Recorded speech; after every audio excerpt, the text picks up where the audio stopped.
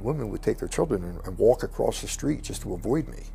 You know, days and weeks without a bath. I mean, it was just a horrible life to lead. I contemplated suicide almost constantly for many years. Hated myself, hated everything else. The lowest point would be 3.5 years ago, almost 4 years ago, when I almost died from smoking crack cocaine. The next step probably for me would have been death. I was doing at the time extreme amounts of cocaine. I burned holes in my septum, in my nose. I had my first heart attack in New Jersey as a result of a cocaine overdose. At that point, you start to realize that you want something to stop you, because you know you can't stop it, but you're hoping something is going to come in and stop you. Addiction. It's an often misunderstood, complex condition with no known cure. In the United States today, experts estimate that 22 million people are struggling with alcohol and drug addiction. There are deep-rooted issues for why people use drugs. Now, I'm going beyond just the use of drugs.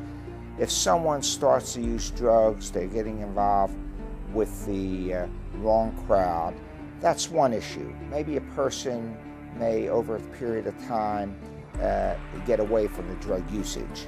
But when a person continues to use over a year or longer, when it's a pattern of his or her behavior that can lead to criminal activity or placing other people in danger or themselves, then we have a serious problem with their addiction. No two people develop the disease of alcohol and drug addiction for exactly the same reason or in the same way. There are genetic, biological, and social factors that contribute to addiction. But for all substance abusers, the key to beating addiction is getting to the root of the problem. Dr. Joseph Ruggiero has helped people overcome addiction for decades. It is critical to try to discover or help the individual to discover what is the cause of the addiction.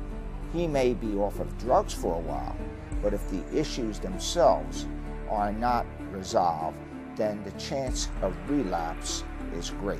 So it's very, very important when you're talking about relapse, about these issues, to really go deep, help the individual to answer questions, to seek out information. Because the whole purpose of the therapy is to teach them techniques how to manage themselves and help them to identify and express their feelings. While addiction can seem insurmountable, there is hope.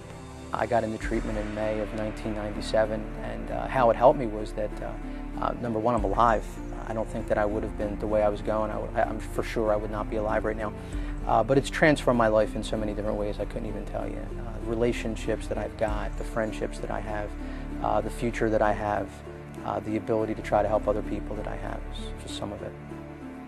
The advice that I have with someone that's struggling with addiction is to seek out help. No one will ever stay the same. Either you're going to get well or you're going to get worse. If you've come to the point where you want to save your life, then it's time to seek out help. It is possible to change. It is difficult, but it's possible to change. It's worth changing.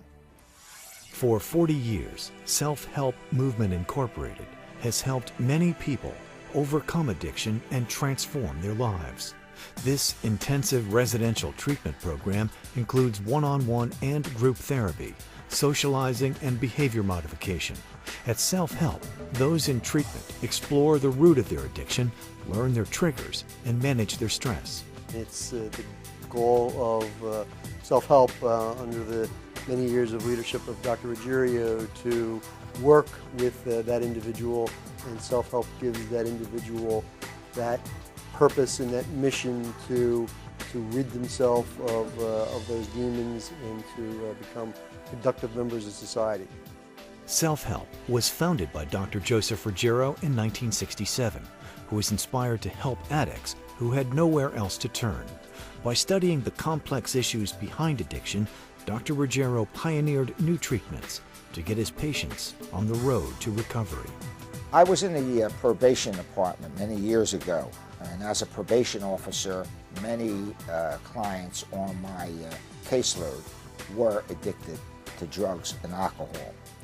And I thought that it was more important for me to try to get into the treatment process, helping them to look at what was behind their addiction, to help people that feel that they have no way out and feel that they're in the gutter, that there is a way out. And if we have to offer a hand to help reach out there and pull them out of the gutter, then that's what we have to do. That's our obligation. Self-help movement, helping others help themselves to a better way of life. I thank God for self-help, I really do, because it gave me a chance to live. And one thing that I really love about this place is that Dr. Ruggiero, because he's seen things in me that really I didn't see in myself. And he began to pour those things out.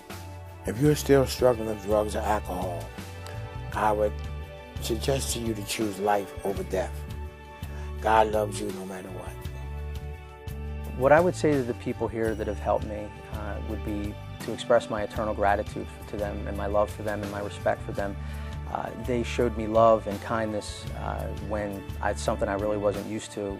They helped me and encouraged me to start my life over here and to become a responsible man and to take that with me out into the world. Through this process here, I learned to put one step in front of the other, and eventually I began to build a foundation in this program where I gained some self-respect, and I was able to see that I did have a future, even though at the time I was kind of middle-aged. I'm not going to give away my age, but you know, I began to see that, you know, I wasn't the failure that I had become. These past 4 years almost, it'll be 4 years next month, have been beautiful. It's like learning how to live all over again. The future of self-help movement is going to be a very challenging problem. In that Dr. Ruggiero, who is the founder, CEO of self-help since the 70s, has presented a mission and a model that was unique to him. And the challenge that self-help now faces is to carry on that mission and model in the new economic times, in the new era, I guess I would say post Dr. Ruggiero. So it's going to be the challenge of everybody who's involved in the program, as well as the new CEO, to undertake that mission and model, but continue to grow and expand the program as the times call for. For more information, visit selfhelpmovementinc.com.